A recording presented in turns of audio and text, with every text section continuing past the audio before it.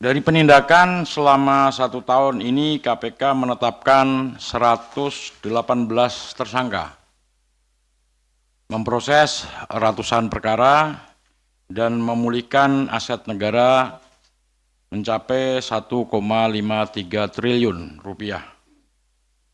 Angka tersebut menjadi angka tertinggi di 5 tahun terakhir ini.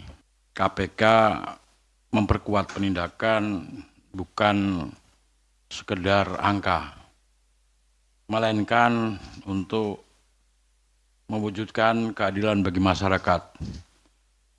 Karena setiap penindakan membuka jalan bagi perbaikan sistem. Ada 11 penangkapan para terduga pelaku tindak pidana korupsi atau yang lazim dikenal di masyarakat sebutan OTT. Yang KPK lakukan tahun ini mengungkap praktek sistematis di sektor-sektor yang menyentuh hajat hidup orang banyak, seperti layanan, kesehatan, pekerjaan umum, hingga jual beli jabatan. Banyak kasus kok berawal dari keberanian masyarakat dalam melapor, dan itu menjadi sumber energi bagi KPK.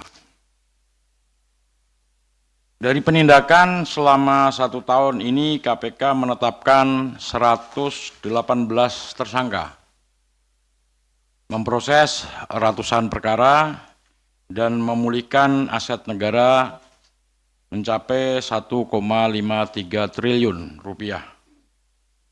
Angka tersebut menjadi angka tertinggi di 5 tahun terakhir ini. Selain itu, KPK turut melakukan serah terima barang rampasan negara CQ PT Taspen atau Persero berupa uang tunai sejumlah 883 miliar rupiah yang telah ditransfer ke rekening giro THT Taspen dan 6 unit efek atau surat berharga yang telah dipindahkan ke rekening efek PT Taspen. Lebih dari 1.500 warga ikut serta dalam bidding lelang barang rampasan negara.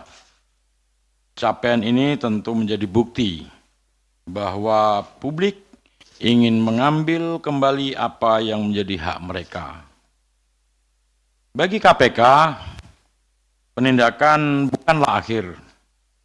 Temuan dan pembelajaran dari penindakan menjadi dasar penting untuk mendorong perbaikan sistem, tata kelola, dan pengawasan agar praktek korupsi yang sama tidak kembali terulang.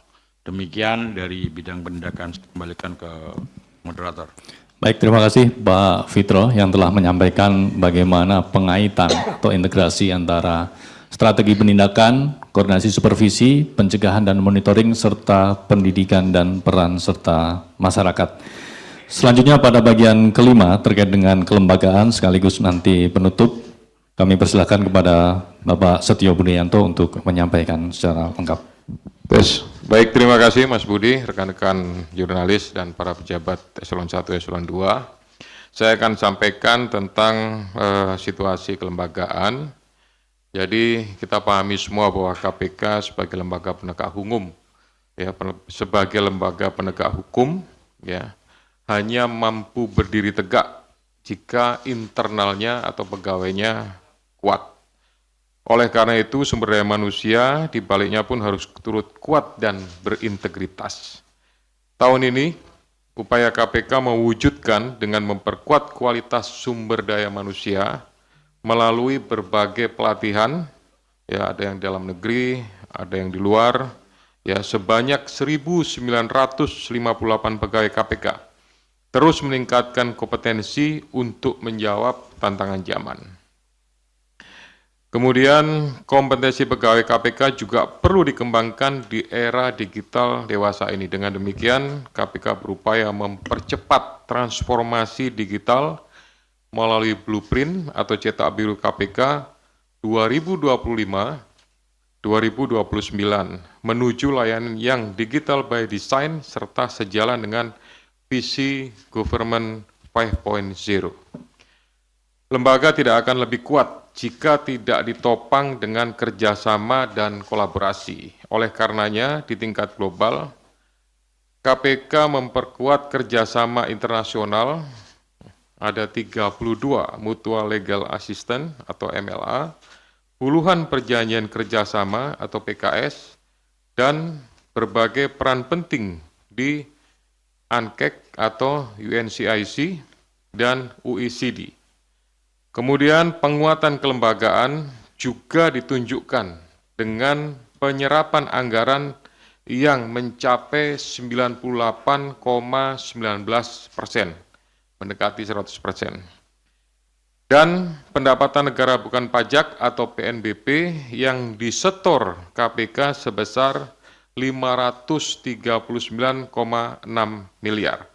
Ini meningkat dari tahun 2024. KPK juga menyerahkan barang rampasan milik negara, tadi sudah disebutkan oleh Pak Fitroh. Kemudian tak cukup hanya dengan meningkatkan kapasitas pegawai dan memperkuat aset recovery, KPK perlu mempertahankan kepercayaan publik dengan turut mempertahankan opini wajar tanpa pengecualian atau WTP selama 6 tahun berturut-turut dan skor SPBE ya sebesar 4,36 dengan predikat memuaskan. Kemudian ini semua menjadi upaya KPK dalam merawat organisasi agar bisa terus menjaga kepercayaan daripada publik semua atau masyarakat. Selanjutnya, kami semua ingin menyampaikan ucapan terima kasih kepada seluruh masyarakat Indonesia yang terus mengawal KPK dari mulai setiap laporan, kemudian kritik, keberanian, dan dukungan publik yang merupakan bahan bakar utama dalam perjuangan memberantas korupsi. Capaian yang kami sampaikan hari ini untuk tahun 2025 bukanlah milik KPK semata. Ini hasil kerja bersama pemerintah pusat, pemerintah daerah, aparat penegak hukum, swasta, akademisi, mitra, komunitas, hingga termasuk semua masyarakat luas. KPK menyadari jalan melakukan pemberantasan korupsi tidak pernah mudah dan pasti berkelok. Namun kami percaya ketika sistem diperbaiki, manusia diperkokoh integritasnya, dan publik terus terlibat, Indonesia bisa menjadi negeri yang lebih bersih dan adil, khususnya mewujudkan Indonesia Emas 2045 dan Indonesia Bebas Korupsi 2045. Demikian yang dapat kami sampaikan. Terima kasih untuk semua perhatian, terima kasih untuk dukungan, terima kasih untuk partisipasi, laporan semuanya yang sudah diberikan kepada Komisi Pemberantasan Korupsi. Saya kembalikan kepada Mas Budi, silakan. Terima kasih kepada Pak Ketua yang telah menyampaikan terkait dengan kelembagaan KPK.